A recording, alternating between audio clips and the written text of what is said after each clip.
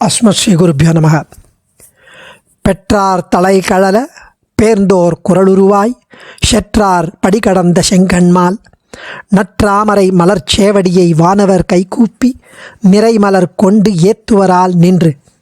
முதலாழ்வார் அவருடைய முதல் ஆழ்வார், அவர் பொய்கை ஆழ்வார், அவருடைய முதல் திருவந்தாதியில் 20வது பாசுரம்.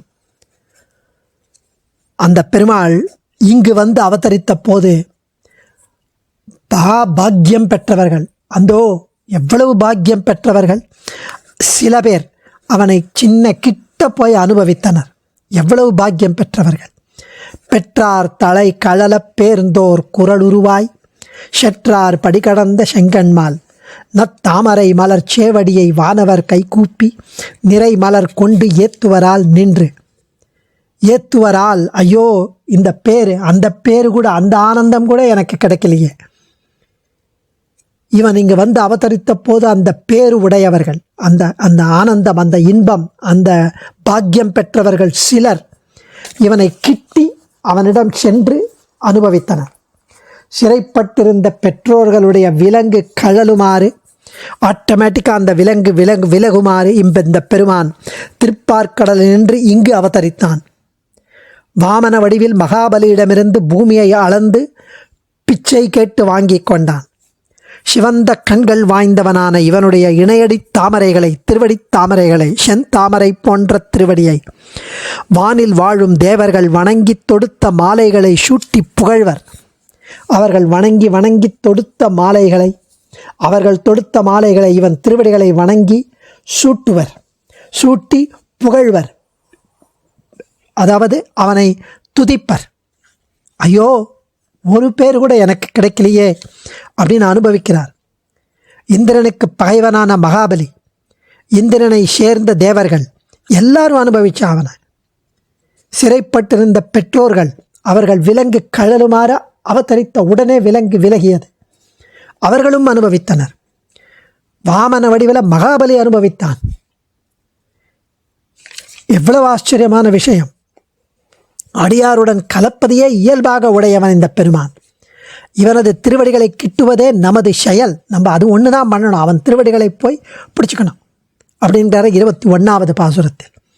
நின்று நிலமங்கை நீரேற்று மூவடியால் சென்று திசை அளந்த செங்கண்மார்க்கு என்றும் புடையாழி புல்லூர்தி பாம்பனையான் பாதம் அடையாழி நெஞ்சே அரி. நின்று நிலமங்கை நீரேற்று மூவடியால் சென்று திசையளந்த செங்கண்மார்க்கு என்றும் படையாழி புல்லூர்தி பாம்பனையான் பாதம் அடையாழி நெஞ்சே அரி. நிலம் அம்கை நீரேற்று, பூமியை அம்கை அழகிய கையினால் நீரேற்று தானம் வாங்கி இவன் மகாபலியிடம் முன் நின்று பெருமான், இந்த பெருமான் நிலத்தை தனது கையால் தானமாக ஏற்றான். 3 அடி நிலம் கொடு அப்படின்னா, பின்பு 3 அடியாலை திசைகள் யாவையும் அளந்து விட்டான். சிவந்த கண்கள், செந்தாமரை கண்கள் உடைய இவனுக்கு என்றும் சக்கரம் ஆயுதம், என்றும் வாகனம் கருடாழ்வான். ஓ நெஞ்சமே, இதை கேள்.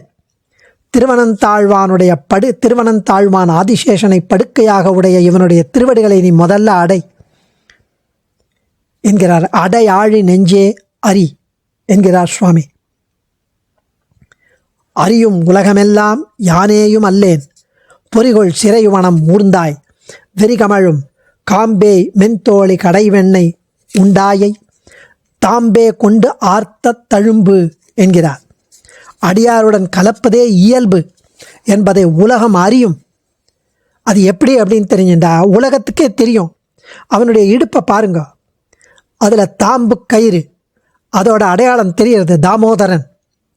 அன்னைக்கு தாம்பால் அந்த யசோதை நீ வெண்ணையை திருடிடும் போது கண்டுபிடிச்சிட்டா. அந்த மூங்கில் போல் மெல்லிய தோள்கள் வாய்ந்த யசோதை காம்பே மென்தோழி கடை வெண்ணெய் உண்டாயை தாம்பே கொண்டு ஆர்த்த தழும்பு. காம்பே மென்தோழி, மூங்கிலை ஒத்த மெல்லிய தோளை உடைய யசோதை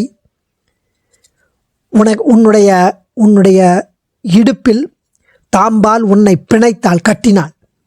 அந்த கட்டுண்ண பண்ணிய பெருமாயன் நீ.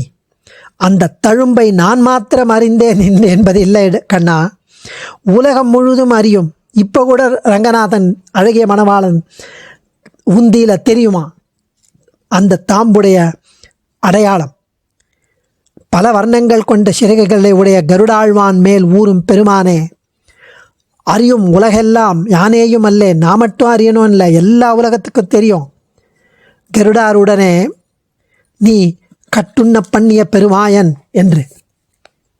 சர்வம் ஸ்ரீ கிருஷ்ணார்ப்பணமஸ்து. ஆழ்வார் திருவடிகளே சரணம். தன்யோஸ்மி.